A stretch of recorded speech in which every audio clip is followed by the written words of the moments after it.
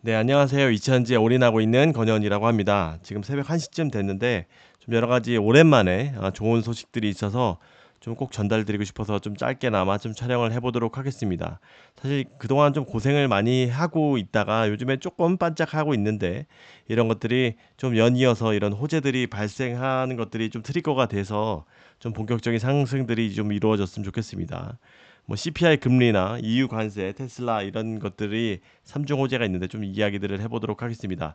일단은 가장 중요한 것들을 제가 뭐 여러 가지 뭐 판매량 뭐 이런 것들도 이야기하지만 가장 중요한 것은 사실 이 관세 아니 그 요 CPI 지금 금리예요. 금리가 지금 너무나 많은 지금 5%대 막 금리, 특히 오토 금리는 뭐 8, 9%씩까지 이렇게 되는데 이런 거면 내구재 안 삽니다. 지금 거기다 또 전기차 같은 경우는 또 비싸잖아요. 이런 것들이 미국 애들이 특히 오토 금리에 예민한데 리스나 이런 것들 사는데 지금 이 금리 상태면 굳이 안 사는 겁니다. 그래서 모든 것들이 사실 제 뭐 캐즘을 벗어나기 위한 여러 가지 요인들이 있지만 그 대전제는 가장 크게 영향을 미치는 부분은 금리입니다. 그래서 지금 테슬라에서 뭐 제로 프로모션 하고 뭐 이런 것들이 어떻게 보면 내부에서 자금을 활용해서 그런 것들 열심히 하고 있습니다만 이런 것들 다 어떻게 보면 비용인 거죠. 근데 모처럼 CPI 지수가 굉장히 잘 나왔습니다.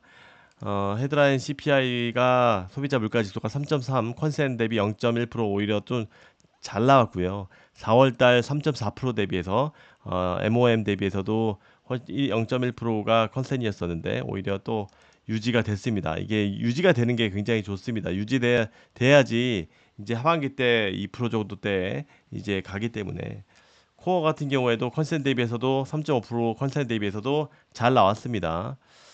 그래서 뭐 이런 것들이 그래서 선물이 9월 금리 인하 가능성을 70%로 전망하고 있다. 원래 뭐 50% 정도로 좀 줄었었는데 좀 더 금리가 상승을 하락을 할 건 가능성을 이제 9월 달에 본격적으로 금리가 내려가면 좋을 것 같습니다. 뭐 이런 지금 키움의 한지영 님이 이런 것들이 굉장히 잘 정리를 해주시는데요. 헤드라인하고 코어 모두 컨센이 하회를 했다. 그래서 그동안에 에너지하고 운송비가 조금 인플레 상승에 기여를 했었는데 하락세로 전환했던 것들이 영향을 준 것 같다.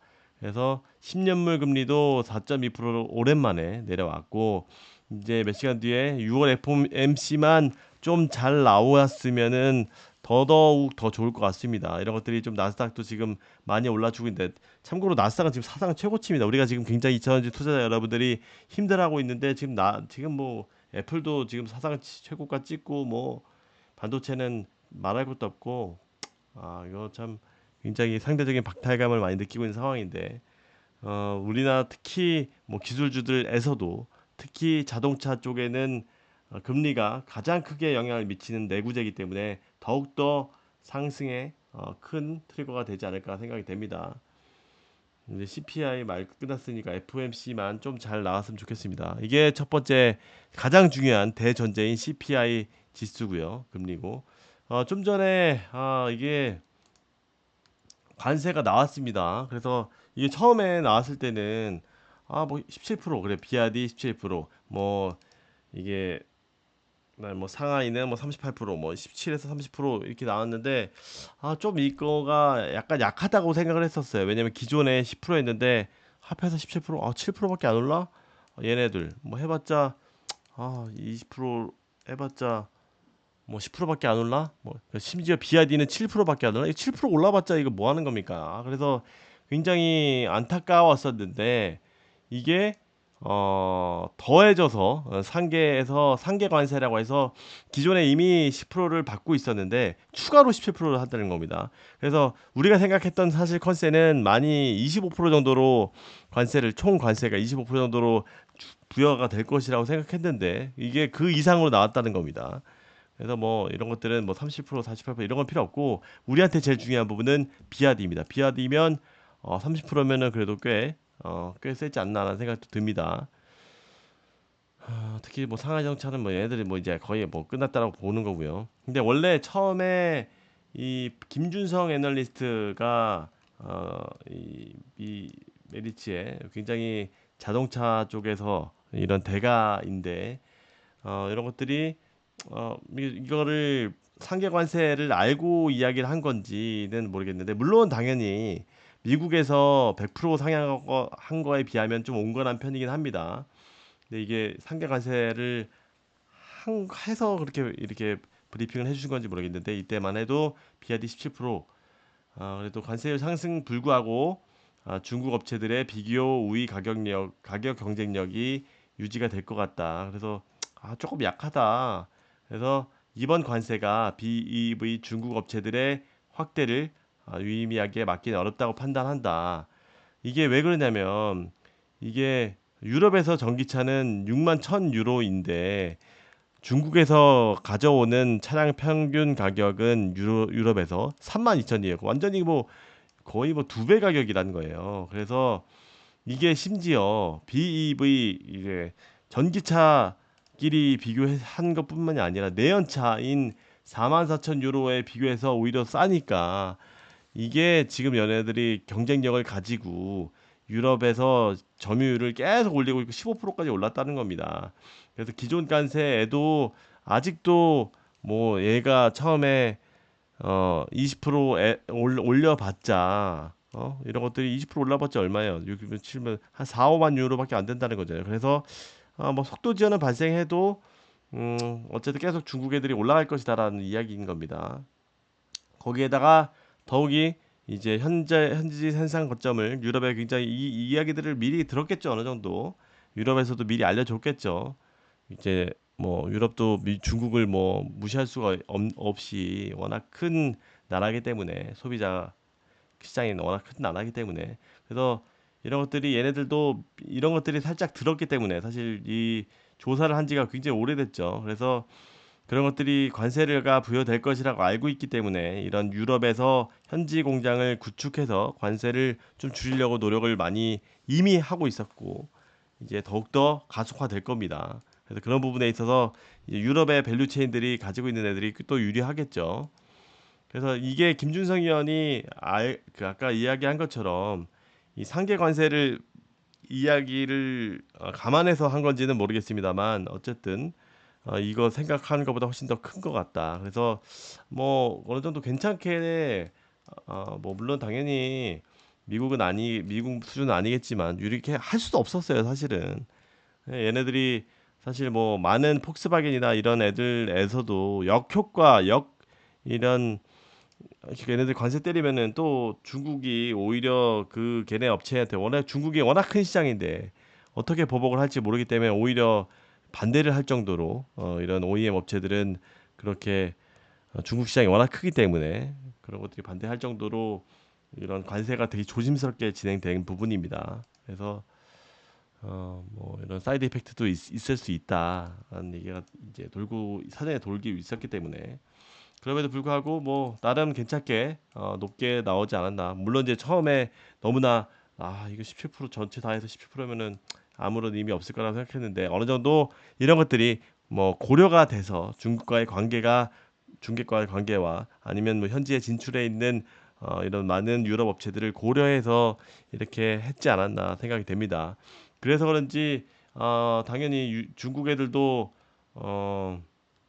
어느 정도 알고 있었습니다만 중국 승용차 협회에서는 야 이거 뭐좀 완전히 막 뭐라고 했지만 추가 관세에 대한 효과를 일축했다. 평균 20%로 우리 예상 범위 내에 있어서 큰 영향을 미치지 않을 것이다. 그래서 뭐 속도에 문제는 있지만 뭐 장기적으로 비중은 좀 늘려갈 것은 뭐 부정할 수 없습니다. 워낙 쌉니다. 다만 이 유럽에도 진출해 이제 종장을 하면 그거에 따른 인건비도 지금 중국에서 생산하는 그 정도의 싸게 노동비로 해가지고 싸게는 못합니다. 그래서 분명히 이제 가격 차는 많이 줄 겁니다. 현지에서 생산을 하게 되면은 그래서 뭐 얘네들은 또 좀 자신감을 중국은 또 비췄죠. 그래서 이건 한번 좀 지켜봐야 될 것 같아요. 이런 것들이 당연히 뭐 최종적으로 되는 건 아니지만 뭐 동의하지 않는 입장도 있습니다. 독일 비롯해 스웨덴, 헝가리. 그래서 뒤집기 위해서는 12국에게 지지가 필요하다. 그래서 이런 부분은 또 중국이 어떻게 또 대응을 하느냐에 따라서 또 바뀔 수도 있습니다. 그래서 좀 지켜봐야 된다. 어, 그거를 말씀드리고, 그리고 이거 또 계속 길어지니까 마지막은 테슬라입니다. 테슬라도 사실 이거가 관세 추가 관세 같은 경우가 조금 이따가 발표된다고 해요. 뭐 이런 것들이 미국 대권도 좀 미국하고도 관계가 있기 때문에 뭐 아무리 지금 바이든하고 사이가 안 좋은 일론 머스크지만 미국 회사이기 때문에 이런 것들을 좀 고려해서 좀 추후에 발표를 한다고 했는데 당연히 얘네들보다는 좀 낮게 발표가 될 것이라고 예상이 되고 있고요. 이런 거는 한번 좀 지켜봐야 될 것 같아요. 근데 이게 마지막으로 또 이제 뭐 굳이 테슬라 쓴 이유는 일단은 지금 뭐 이런 판매량 같은 것들이 중국에서의 유럽에서의 판매량 같은 것들이 테슬라에서 더 늘 것이라고 예상이 되기 때문에 지금 뭐 5% 정도 올라주고 있습니다. 이런 것들은 다 금리 영향도 있고요. EU 관세 영향도 있고 그러면 당연히 테슬라도 걔네들보다는 관세를 더 적게 받을 것이니까 이런 것들이 더 어드밴티지가 될 것 같아서 좀 올라주고 있는데 거기다 또 테슬라 개인적인 이슈도 있습니다. 지금 이제 내일 정도면 이제 발표죠. 목요일 날 금요일 날 우리나라에는 좀 발표가 될 것 같은데 지금 머스크에 대한 머스크가 그 막대한 이 보너스를 받는 게 합당하냐에 대한 표결이 이루어지고 있죠. 그래서 굉장히 많은 이런 눈치 싸움들이 있는데 그런 것들이 제 생각은 당연히 이런 것들을 확정받아서 그런 큰 모멘텀을 주가 모멘텀을 가져갈 것이라고 봅니다.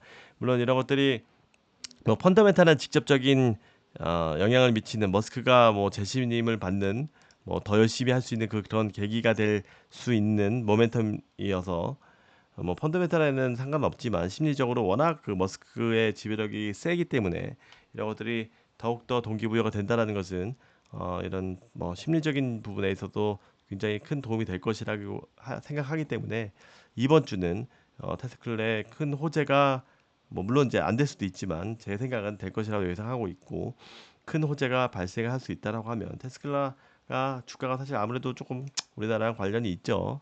지금 전체적으로 또 나스닥도 다 좋은 상황이기 때문에 이런 환경들도 갖춰져 있다. 뭐 지금 모르겠어요. 좀 전에 좀 이따가 걔네들이 또 파월이 또 헛소리 할 수 있지만 어쨌든 표면적으로는 이런 금리나 이런 금리 인하 가능성이나 관세나 테슬라 이 삼중 호재가 좀 기다리고 있어서 아무리 지금 나스닥 사상 치고치인데 우리나라도 좀 2차전지도 크게 어, 고성장주로서 이런 것들이 수혜를 받아야 되지 않나라는 생각이 듭니다. 어느 정도 밸류에이션은 그 가치는 좀 맞춰야죠. 다른 애들만 우리만 떨어질 수 없잖아요. 그래서 모처럼 이런 삼중 호재가 발생을 해서 좀 전해드리려고 방송을 켜봤습니다.